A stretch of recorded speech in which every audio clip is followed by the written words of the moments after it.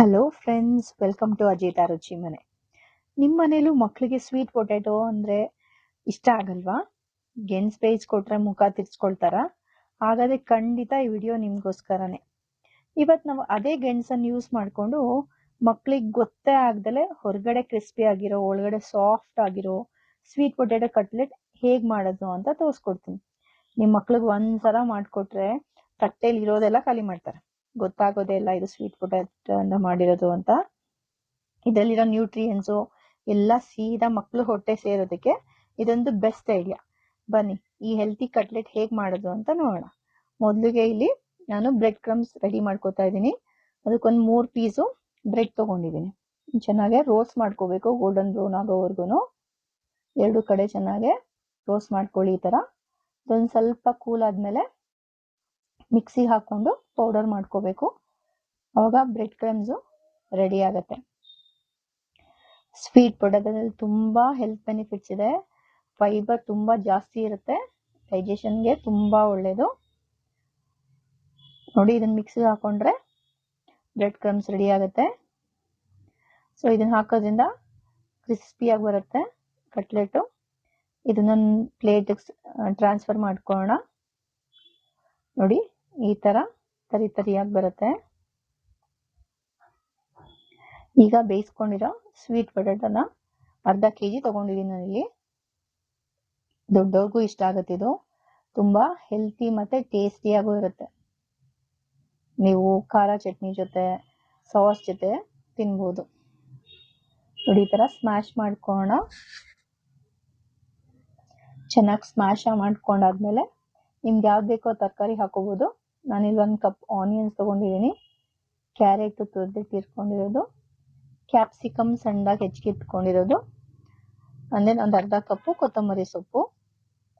ನೋಡಿ, ಒಂದು ಅರ್ಧ table spoon chilli powder, garam masala, jeera powder, chat masala, ರುಚಿಗೆ ಎಷ್ಟು ಬೇಕೋ ಅಷ್ಟು ಉಪ್ಪು ಹಾಕೋತಾ ಇದೀನಿ. ಇದನ್ನ ಚೆನ್ನಾಗಿ ಕಲ್ಸ್ಕೋಬೇಕು. ಕಲ್ಸ್ಕೊಂಡು ಪ್ಯಾಟೀಸ್ ಮಾಡ್ಕೋಬೇಕು. ರೌಂಡ್ ಮಾಡ್ಕೊಂಡು ನಿಮ್ ಕಟ್ಲೆಟ್ ಶೇಪ್ ರೌಂಡ್ ಬೇಕಾದ್ರೆ ಮಾಡ್ಕೊಳ್ಳಿ. ಇಲ್ಲ ನಿಮ್ಮ ಹತ್ರ ಮೌಲ್ಡ್ಸ್ ಇದ್ರೆ ಯಾವ ಶೇಪ್ ಬೇಕಾದ್ರೂ ಮಾಡ್ಕೋಬಹುದು.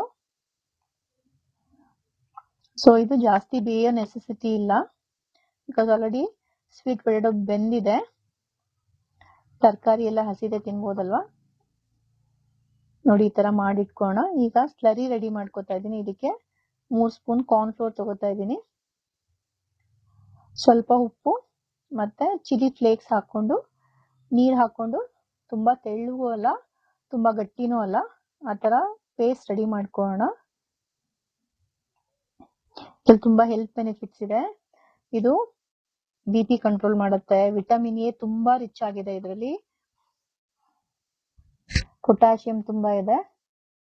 ನೋಡಿ, ಈ ತರ ಡಿಪ್ ಮಾಡ್ಕೊಳ್ಳೋಣ ಸ್ಲರಿ.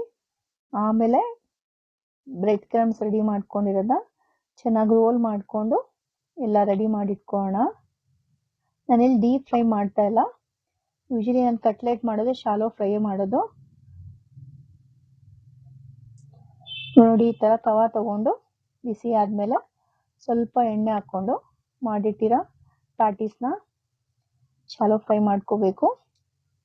ಇದ್ರ ಮೇಲೆ ಇನ್ನೊಂದು ಸ್ಪೂನ್ ಎಣ್ಣೆ ಹಾಕೋಣ. ನೋಡಿ, 2 ಕಡೆ ಈಗ ನೀಟಾಗಿ ಬೇಯಿಸ್ಕೋಬೇಕು. ಡೀಪ್ ಫ್ರೈ ಮಾಡಿದ್ರೆ ಇದರಲ್ಲಿರೋ ನ್ಯೂಟ್ರಿಯನ್ಸ್ ಎಲ್ಲ ಹೊರಟೋಗುತ್ತೆ, ಏನು ಯೂಸ್ ಆಗಲ್ಲ. ಸೊ ಅದಕ್ಕೆ ನಾನು ಶಾಲೋ ಫ್ರೈ ಮಾಡ್ಕೋತೀನಿ ಯಾವಾಗ್ಲೂ. ಅವಾಗ ಎಣ್ಣೆ ಜಾಸ್ತಿ ಅದಕ್ಕೆ ಸೇರಲ್ಲ, ಟೇಸ್ಟಿಯಾಗೂ ಇರುತ್ತೆ.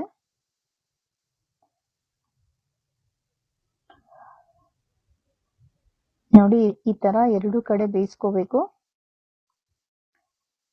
ಈವ್ನಿಂಗ್ ಸ್ನ್ಯಾಕ್ಸ್ಗೆ, ಲಂಚ್ ಬಾಕ್ಸ್ಗೆ ತುಂಬಾ ಚೆನ್ನಾಗಿರುತ್ತೆ.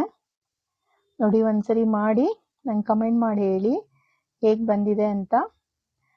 ನನ್ನ ಚಾನಲ್ ಸಬ್ಸ್ಕ್ರೈಬ್ ಮಾಡಲಿಲ್ಲ ಅಂದ್ರೆ ನಮ್ಮ ಚಾನಲ್ನ ಸಬ್ಸ್ಕ್ರೈಬ್ ಮಾಡಿ.